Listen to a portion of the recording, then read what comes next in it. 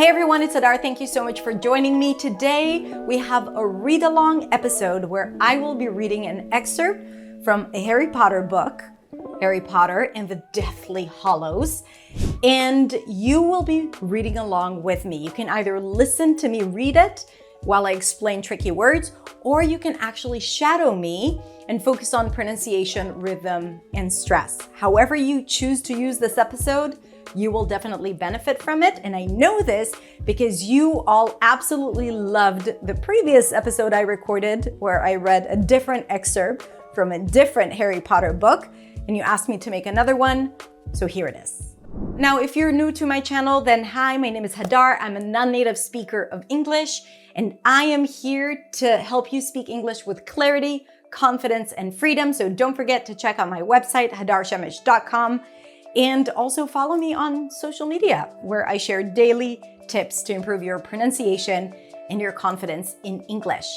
Also, if you want the script of the text that I'm going to be reading in this episode and all the definitions to continue practicing on your own, just click the link below because I have created a PDF with all the notes and it's absolutely free. So click on the link below this episode if you're listening to the podcast in the show notes, and download the free resource to help you practice English with Harry Potter. All right, let's not wait any longer and let's get started with the excerpt from chapter 25 called Shell Cottage of the book Harry Potter and the Deathly Hallows. Something that I said at the beginning, when I talk about Harry Potter, the name, I'm going to use the American pronunciation. And the word Harry, or the name Harry, is pronounced a little bit with an eh sound, Harry. And it's not Harry. In British English, it's Harry. I say Harry because I use American pronunciation. However, if you want to stick to the British pronunciation, keep it a as in cat. Ha, Harry. All right, let's go. Bill and Fleur's cottage stood alone on a cliff overlooking the sea, its walls embedded with shells and whitewashed. So stood has the lax sound, stood. And try to say the phrase stood alone. Alone has the long O as in go. Stood alone. The name Fleur has the as in stir sound in American English. Of course, in French, that's a different pronunciation. Also, I read the word embedded. Embedded is firmly fixed into something. Embedded. And also the word whitewashed means covered with a white coating, and it's often used for building. Okay, let's continue. It was a lonely and beautiful place. Lonely. It was a lonely and beautiful place. Wherever Harry went inside the tiny cottage or its garden, he could hear the constant ebb and flow of the sea, like the breathing of some great, slumbering creature.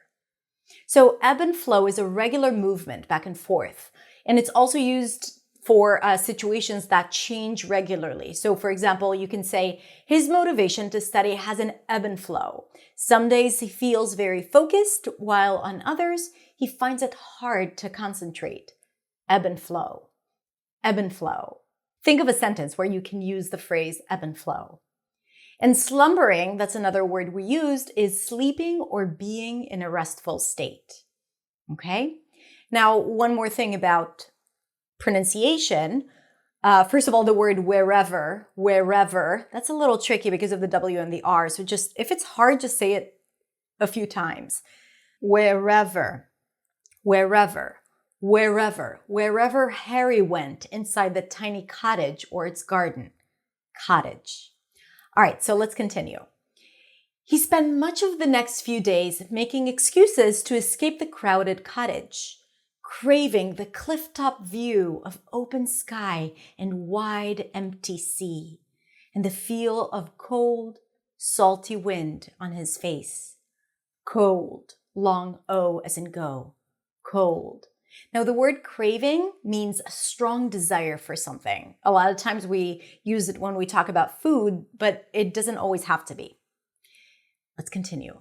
The enormity of his decision not to race Voldemort to the wand still scared Harry.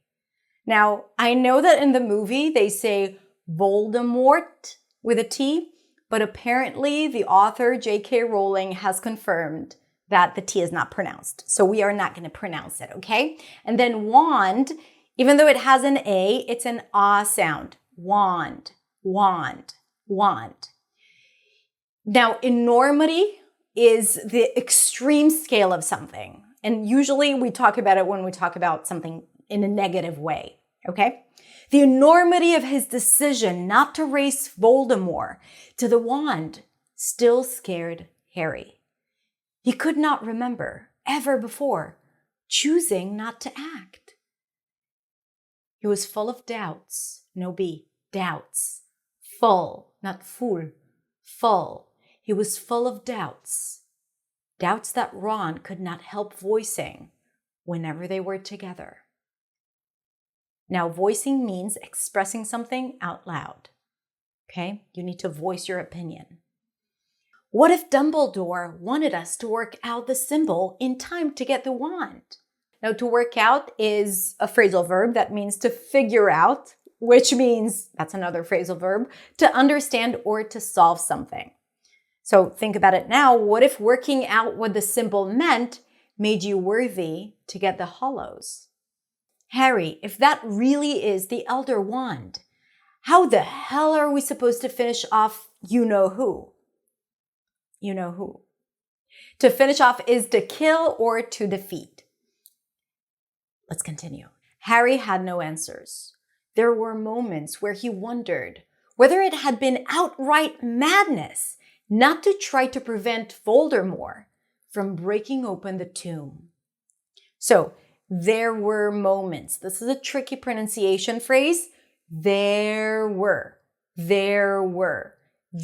moments. Long O as in go. Now, there was the word outright there. So outright means completely or entirely.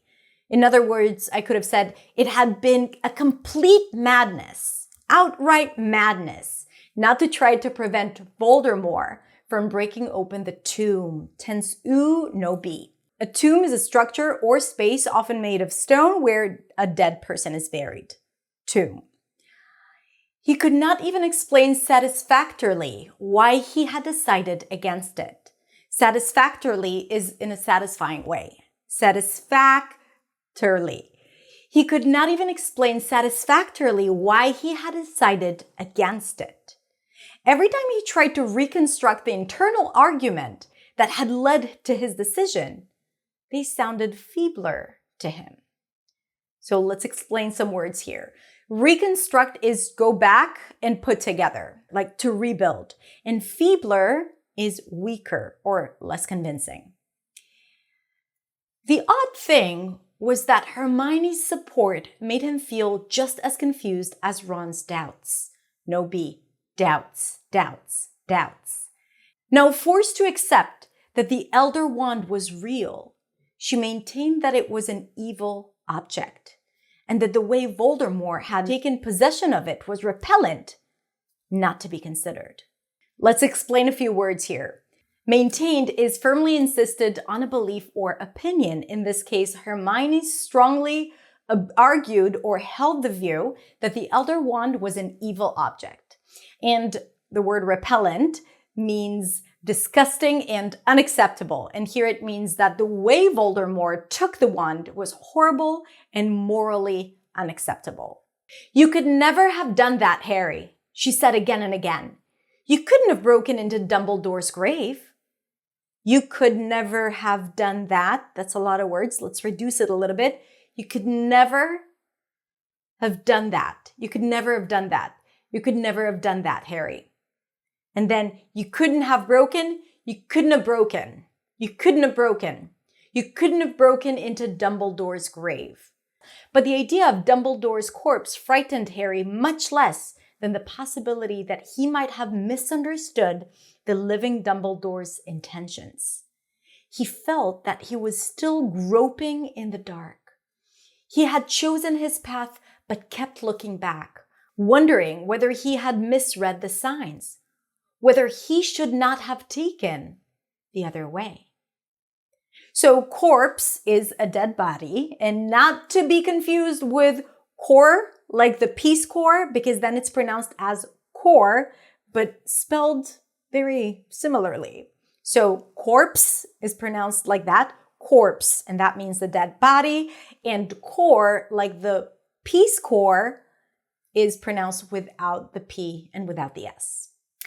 Groping is to feel around blindly looking for something, right? Like when you're searching for a light switch in a dark room, groping.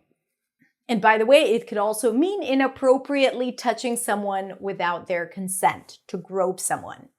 Let's continue. From time to time, anger at Dumbledore crashed over him again, powerful as the waves slamming themselves against the cliff beneath the cottage. Anger that Dumbledore had not explained before he died. Crashed over is surrounded him or overwhelming feeling. Crashed over. For example, a feeling of sadness crashed over me. So imagine a wave crashing over you. Slamming is hitting. Next. But is he dead?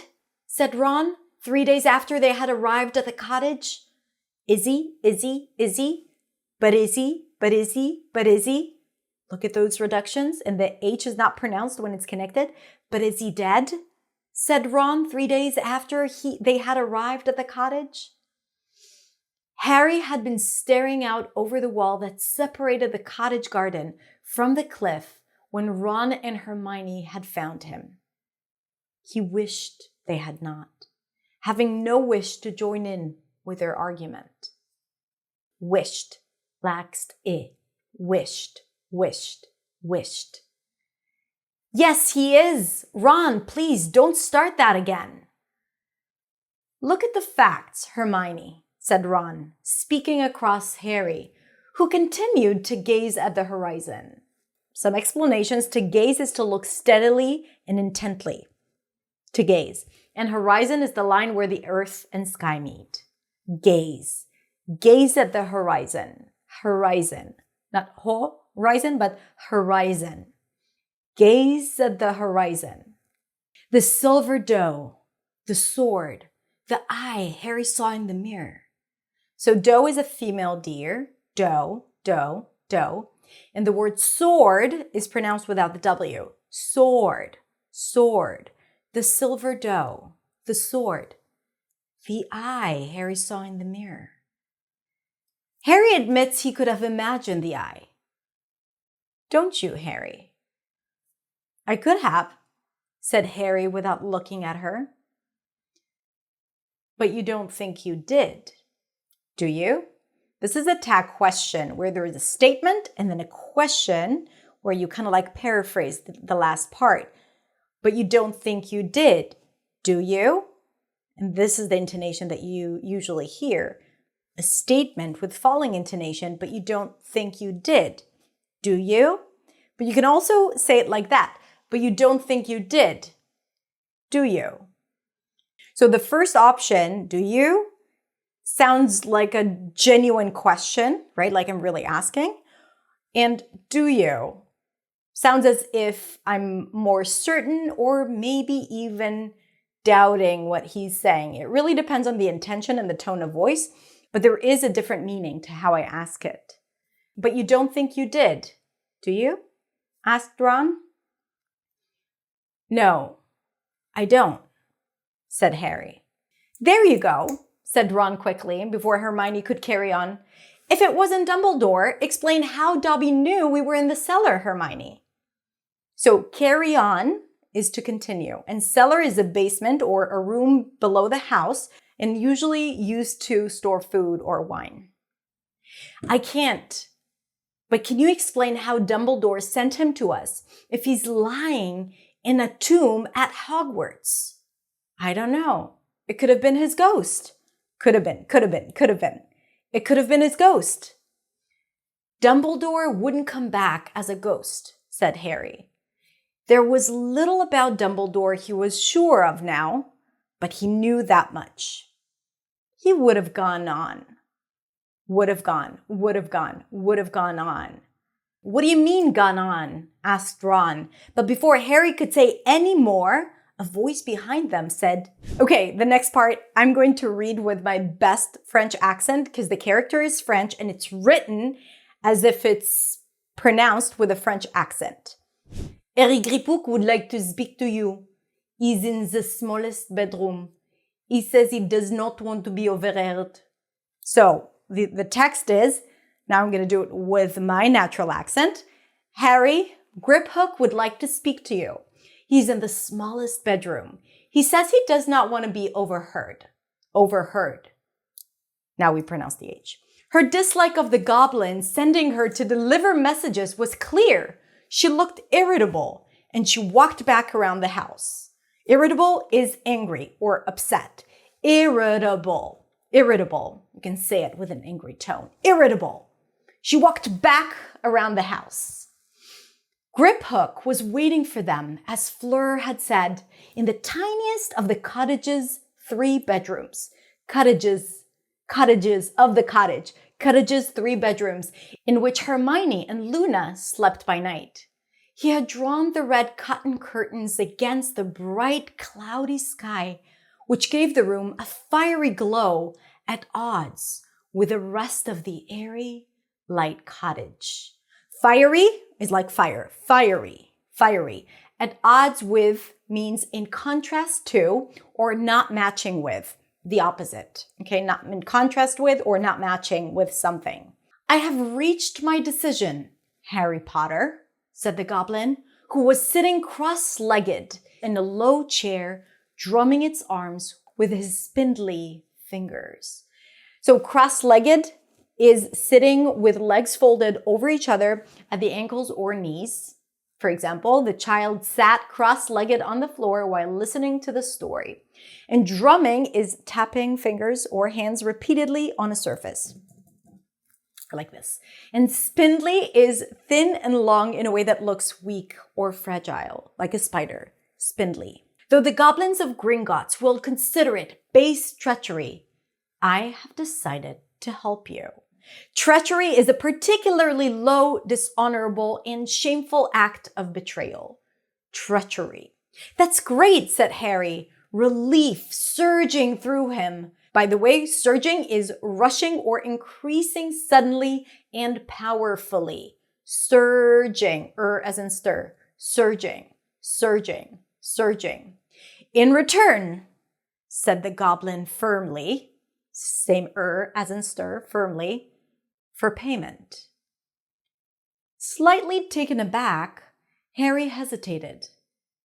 How much do you want? I've got gold. Taken aback is shocked or surprised. I was taken aback. Not gold, long O as in go. Not gold, said Griphook. I have gold. His black eyes glittered. There were no whites to his eyes. I want the sword of Godric Gryffindor. Glittered is sparkled or shined. And sword, remember that there is no W. Sword. Harry's spirits plummeted. You can't have that, he said. I'm sorry. Plummeted is to fall suddenly and far. Plummeted, sunk. For example, you can use it when you talk about the stock market. The stocks plummeted 40% during the scandal. Plummeted. Then, said the goblin softly, we have a problem. All right, that's it. You did it. Good for you. I hope this was helpful, and don't forget to click the link below this video to download the PDF with the text and the notes about the vocabulary so you can practice it again and again and remember which word meant what. And that's it. If you enjoyed this episode, let me know in the comments. If you enjoyed the podcast, don't forget you can also download the script from the show notes. Thank you so much for joining me, and have a beautiful, beautiful, beautiful rest of the day. Enjoy reading books or listening to books, and I will see you next week in the next video. Bye.